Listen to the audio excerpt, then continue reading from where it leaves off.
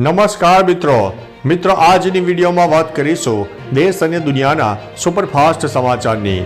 સૌપ્રથમ વાત કરીએ તો મોહમ્મદ શમીની ટેસ્ટ સિરીઝ રમવા પર મુશ્કેલી વધી શકે છે। સાઉથ આફ્રિકા સામેની ટેસ્ટ શ્રેણી પહેલા ભારતને મોટો ઝટકો લાગી શકે છે। આ શ્રેણીમાં ફાસ્ટ બોલર મોહમ્મદ શમીની મેચ રમવા પર શંકા છે। શમી પગની ઈજાથી પીડાઈ રહ્યો છે। તે ટેસ્ટ શ્રેણી માટે પસંદ કરાયેલા બાકીના ખેલાડીઓ સાથે સાઉથ આફ્રિકા જવા રવાના થશે। કેપ્ટન રોહિત શર્મા સહિત બાકીના ખેલાડીઓ શુક્રવારે જોહાનિસબર્ગ જવાના આયોજન હતું। અન્ય મહત્વના સમાચારની વાત કરીએ તો ભારે હિમવર્ષા થતા રસ્તાઓ બરફથી ઢંકાઈ ગયા છે। સિક્કિમમાં ભારે હિમવર્ષા થવાને કારણે ચારે બાજુ બરફ જ બરફ પથરાઈ ગયો છે।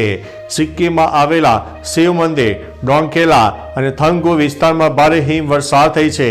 હિમવર્ષાના કારણે રસ્તાઓ પર બરફ પણ પથરાઈ ગયો છે। રસ્તાઓ પરથી બરફને દૂર કરવાની કામગીરી બોર્ડર રોડ ઓર્ગેનાઇઝેશને શરૂ પણ કરી દીધી છે। અન્ય મહત્વના સમાચારની વાત કરીએ તો પીએમ મોદી કરશે મોટા મંદિરનું ઉદ્ઘાટન। અયોધ્યાના રામ મંદિર પહેલા કાશીમાં સ્વસ્વૈર્વેદ મંદિરનું નિર્માણ પૂરું થયું છે। વડાપ્રધાન નરેન્દ્ર મોદી 18 ડિસેમ્બરે તેનું ઉદ્ઘાટન કરશે। 9 માળના આ મંદિરમાં 20,000 લોકો એક સાથે બેસીને સાધના અને યોગ કરી શકે છે। આ મંદિરનો પાયો 2004માં નાખવામાં આવ્યો હતો।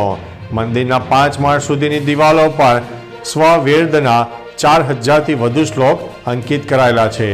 તો ચાલો મિત્રો, ફરીથી દેશ અને દુનિયાના સુપરફાસ્ટ સમાચાર લઈને મળતા રહીશો। ત્યાં સુધી અમને રજા આપશો। નમસ્તે।